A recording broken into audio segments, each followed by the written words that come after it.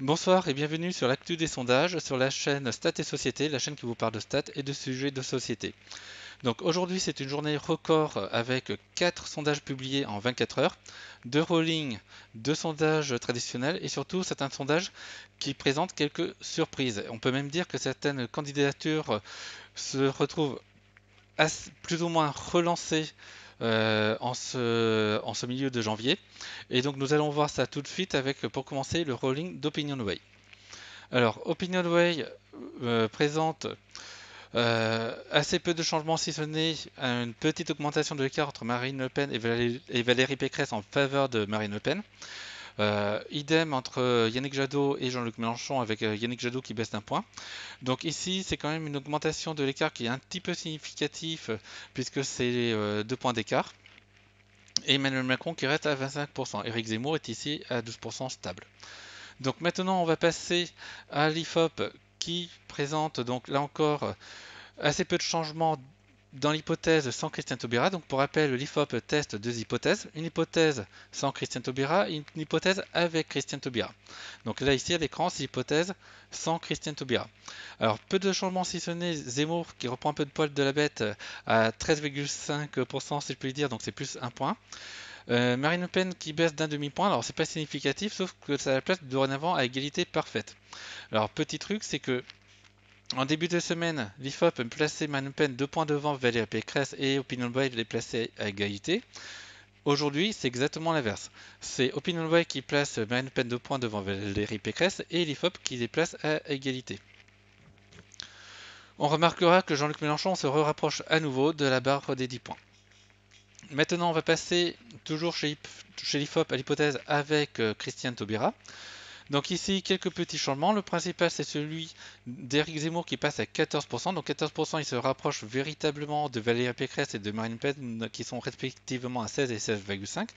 Alors pas égalité parfaite, mais presque égalité à ce niveau-là.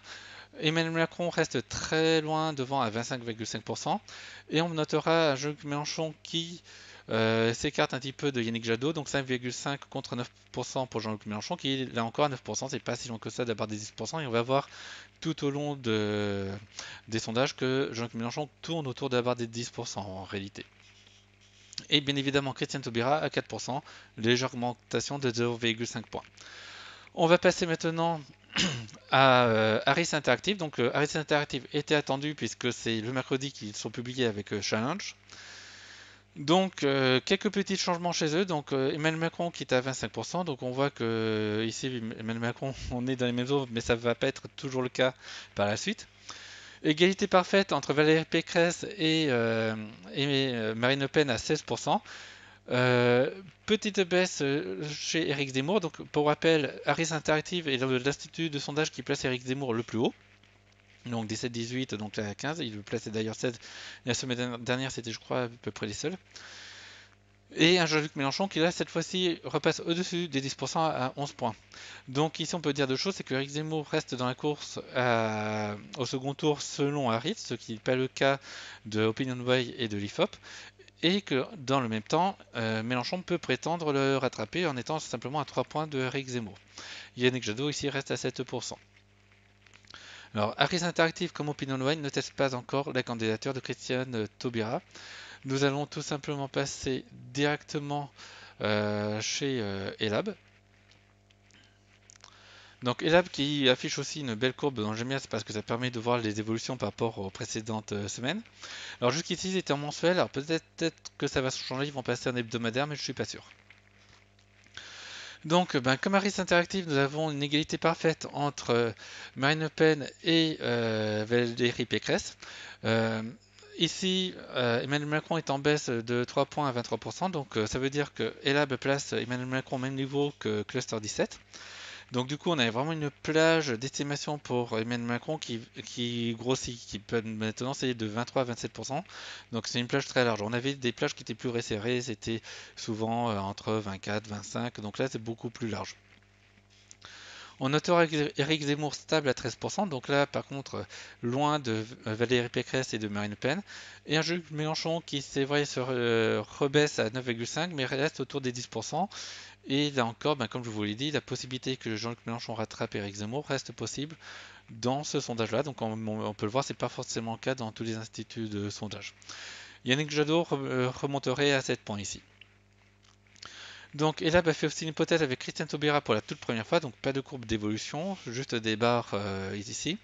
Emmanuel Macron serait avec 2,5%, donc là comme on peut voir c'est une énorme plage de possibilités pour Emmanuel Macron de 22,5 à 27%. Alors compte tenu des marges d'erreur, on pourrait se dire que avec 25%, tout le monde est content, on va dire. On va donc Marine Le Pen et Valérie Pécresse au coude à coude 16,5%, donc pas beaucoup d'écart, et Éric Zemmour à 12,5%, donc pas forcément c'est quand même un petit peu loin derrière, de 3,5%, et un Jean-Luc Mélenchon qui est sur les talons de Éric Zemmour ici aussi à 10%. Donc voilà pour les premiers tours.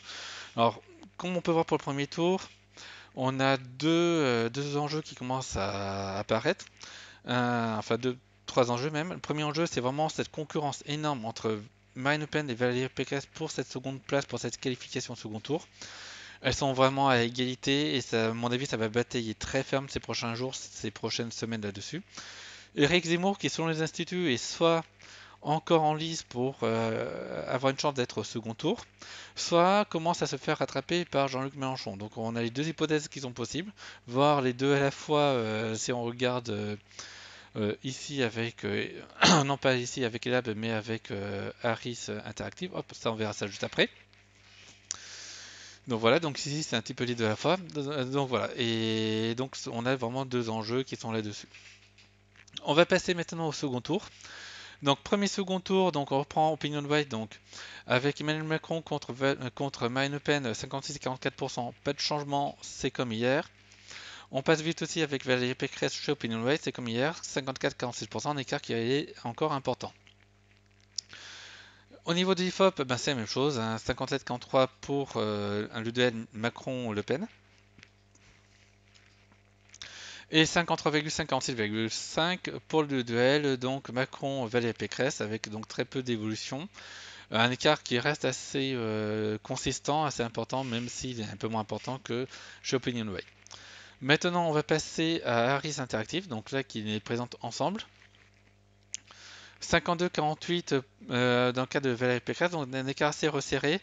Moins que la dernière fois, parce qu'Harris, la dernière fois placé plutôt, donc on va le voir tout de suite, 51-49, donc ça se réécarte un petit peu, mais ça reste un écart un petit peu resserré. Donc c'est tout avec des marges d'erreur qui se croisent légèrement, puisqu'on a marge d'erreur de 3 points environ, donc les marges d'erreur se chevauchent légèrement.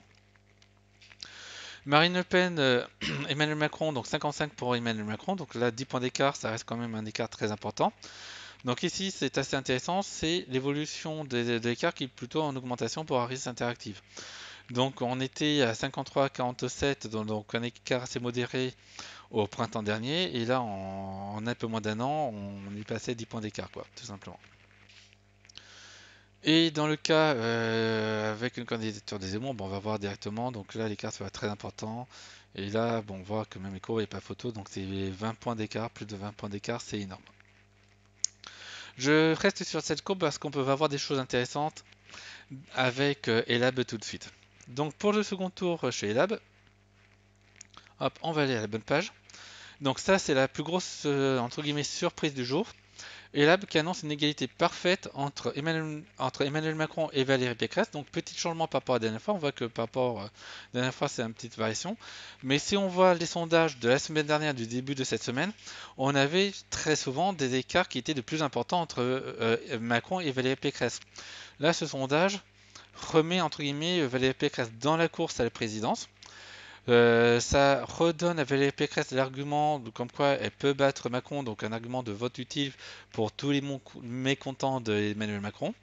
Et c'est là que se situe entre guillemets la surprise du jour, la plus grosse surprise du jour. On a donc un sondage qui met Valérie Pécresse et Emmanuel Macron à égalité. Alors on notera tout de même que c'est un petit peu le seul. Alors, on peut nous noter tout de même Harris Interactive avec son 52-48%, c'est pas très éloigné non plus. Par contre, il y a une vraie différence avec ce que dit OpinionWay et l'IFOP qui eux mettent un écart significatif entre Emmanuel Macron et Valérie Pécresse. Donc sans doute, si on combine tous ces sondages-là avec les marges d'erreur, on pourrait se dire que la réalité serait 52% pour Emmanuel Macron, 48 pour Valérie Pécresse. Ça contenterait tous les instituts de sondage au vu des marges d'erreur, mais ça reste quand même un petit peu resserré. On va voir maintenant ce que ça donne avec le duel Marine Le Pen et Emmanuel Macron. Donc l'écart reste très important, mais là encore une petite surprise. Donc l'écart passe symboliquement en dessous des 10 points. Et c'est là que je voulais vous montrer la courbe. Donc une courbe qui est plutôt chez Elab en resserrement entre Emmanuel Macron et Marine Le Pen. Alors même que chez Harris Interactive, on a une autre histoire, c'est une courbe qui s'écarte. Donc en valeur absolue, tous les instituts de sondage sont grosso modo d'accord entre eux. Il y a à peu près 10 points d'écart entre Emmanuel Macron et Marine Le Pen. 10, 11, 12, 9, bon, on est dans les mêmes eaux. Par contre, c'est cette évolution qui n'est pas la même, c'est-à-dire Harris qui a une évolution où ça s'écarte, et là où il y a une évolution où ça se resserre. À voir si c'est une question de prise en compte de redressement ou si c'est des moments d'opinion qui sont détectés de manière différente. Donc voilà ce qu'on peut dire. Donc là, on peut regarder un petit peu rapidement la page Wikipédia. Tout le monde n'y est pas, Harris n'y est pas encore, le dernier Opinion Bay non plus, dernier IFOP non plus. Donc voilà, donc là ce qu'on peut voir c'est que par rapport à ce qu'on voyait hier avec quand même un petit avantage de Marine Le Pen, Valérie Pécresse est beaucoup plus au coude à coude avec Marine Le Pen aujourd'hui. Et surtout en cas de second tour, c'est peut-être là où c'est le plus significatif, c'est Valérie Pécresse donc qui est à égalité. Donc là, on voit que si on combine tous les sondages, donc l'écart entre Marine Le Pen et Emmanuel Macron a plutôt augmenté pour tous les instituts de sondage. Là-dessus, Elab a une vision qui est un petit peu différente du reste du panel. Pour Valérie Pécresse, ça va être donc assez contrasté avec Harris, Elab et les autres. Donc les autres instituts de sondage publiés cette semaine vont être très intéressants là-dessus. Et par contre, un écart toujours très important entre Éric Zemmour et Macron en faveur d'Emmanuel Macron. Donc ça n'a pas bougé. Donc voilà tout ce qu'on pouvait dire aujourd'hui sur l'actualité des sondages. Donc une actualité vraiment très dense. Beaucoup de sondages publiés aujourd'hui. Donc des surprises, donc beaucoup de sondages. Ça fait en tout 6 hypothèses de premier tour et que je dise pas de bêtises, 8, 10 hypothèses de second tour, puisque c'est 4, 4, 2, oui. 10 hypothèses de second tour, donc beaucoup de résultats de sondage. On voit que les résultats sont contrastés, donc ça c'est très intéressant. Et évidemment, certaines équipes de campagne doivent avoir un peu plus le sourire par rapport au début de semaine. Donc je pense notamment aux équipes de Valérie Pécresse. Sachant que la bataille vraiment pour l'accès au second tour va être assez féroce ces prochains jours, ces prochaines semaines, parce qu'on sent vraiment une égalité entre Valérie Pécresse et Marine Le Pen. Donc, à mon avis, les deux équipes de campagne doivent fourbir leurs armes pour essayer de faire décrocher l'autre à tout prix ces prochains jours, voire ces prochaines semaines. Donc voilà, là-dessus, cette vidéo va s'arrêter. Je vous dis à ciao, bonne soirée, bye bye, au revoir.